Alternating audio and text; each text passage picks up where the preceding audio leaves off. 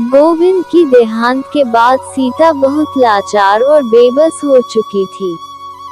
फिर भी उसने अपने 3 बेटियों और एक बेटे का ख्याल रखा।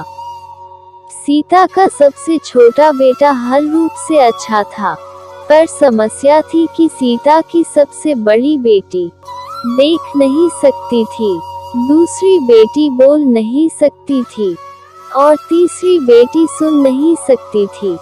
सीता चौराहे पर सब्जियां बेचा करती।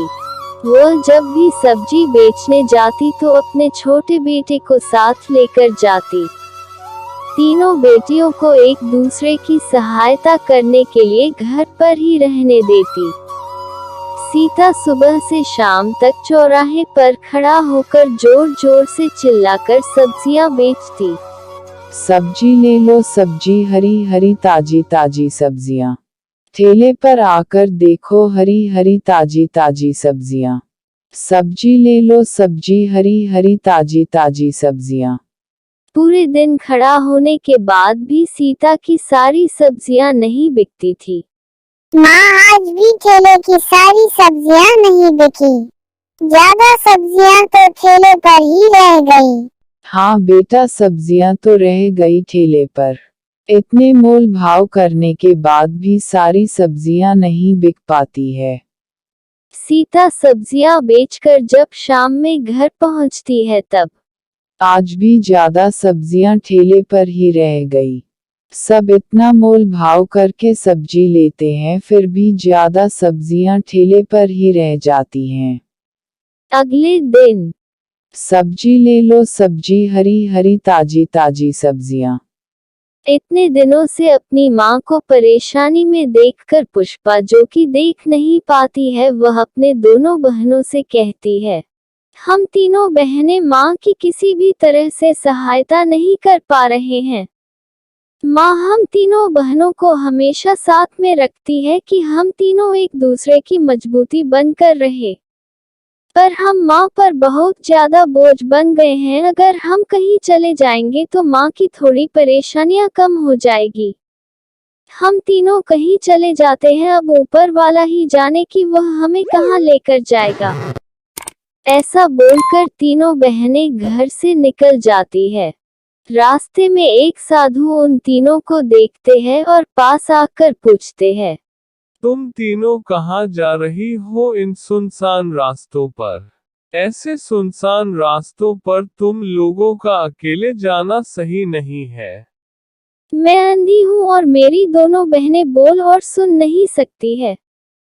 हम तीनों बहनों को कुछ काम मिल जाएगा तो आप हमें बताइए। आखिर ऐसा क्या हो गया जो तुम्हें काम करने की जरूरत आ पड़ी? तुम सब अभी के अभी अपने घर वापस लौट जाओ।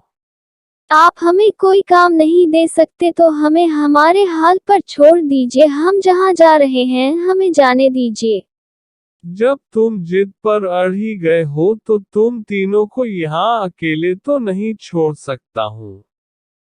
तुम मेरे साथ चलो। यही पास में एक मंदिर का उद्घाटन होने वाला है, जिसके लिए कई दिनों से बहुत सी महिलाएं और पुरुष मंदिर के निर्माण के लिए काम कर रहे हैं। तुम तीनों वहीं पर कुछ ना कुछ काम करना और तुम्हें वहां पर 2 वक्त की रोटी भी मिल जाएगी। साधु की बात सुनकर तीनों बहनें साधु के साथ चलने लगती है। थोड़ी ही देर में तीनों बहनें साधु के साथ मंदिर निर्माण स्थल पर पहुंच जाती है। अगले दिन तीनों बहनें बहुत लगन से मंदिर के निर्माण के लिए काम करती है।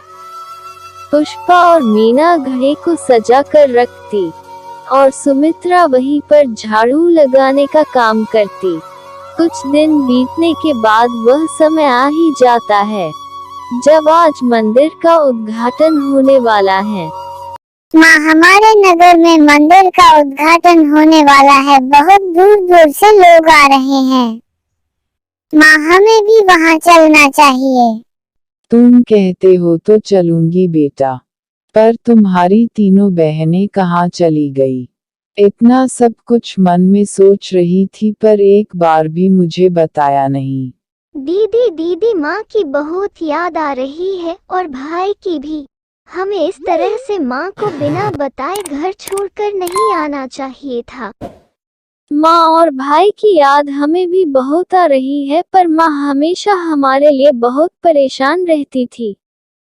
मंदिर के परांगण में पहुंचकर सीता अपने तीनों बेटियों को याद करते हुए अपने बेटे से कहती है, बेटा, तुम्हारी तीनों बहनें कहाँ होगी, कैसी होगी? सबसे बड़ी समस्या तो यही है कि वह तीनों देख, बोल और सुन नहीं सकती है। पता नहीं अभी तक उन लोगों के साथ।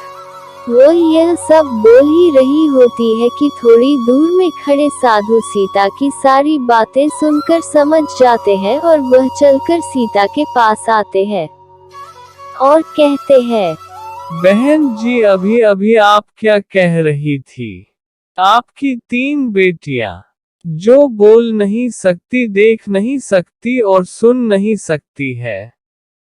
बहन जी, यह तो राम जी की ही साक्षात कृपा है जो आप यहाँ तक चलकर आई है।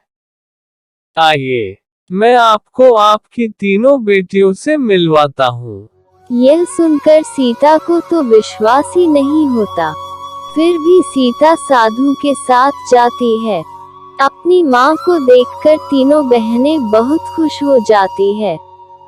क्यों किया तुम तीनों ने ऐसा? चाहे कितनी भी परेशानियां क्यों न हो, बच्चे अपने माँ बाप के ऊपर कभी बोझ नहीं होते। हाँ दीदी, माँ तुम तीनों को याद करके हर दिन बहुत रोती थी। आज मंदिर भी मेरे कहने पर आई है।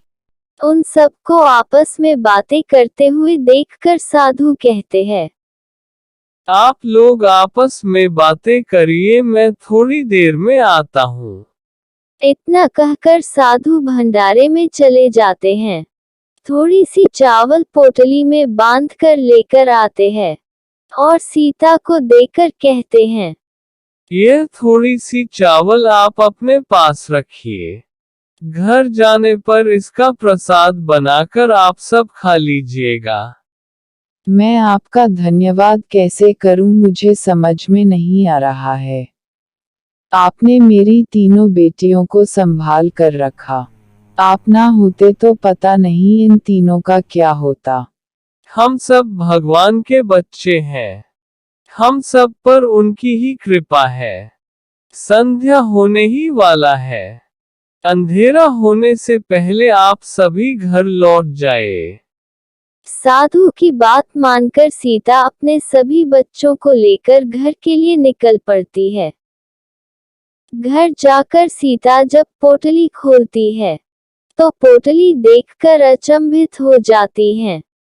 माँ, ये तो कितने सारे हीरे जवाहरात है, इससे तो हमारे सारे कष्ट दूर हो जाएंगे।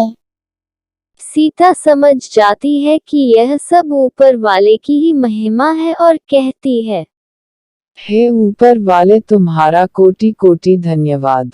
पहले तो तुमने मेरी तीनों बेटियों को संभाल कर रखा और अब यह सब। ऊपर वाले की ऐसी असीम कृपा अच्छे लोगों पर ही होती है। हीरे की चमक सीता के तीनों बेटियों पर पड़ते ही वह तीनों बोलने, देखने और सुनने लगती हैं।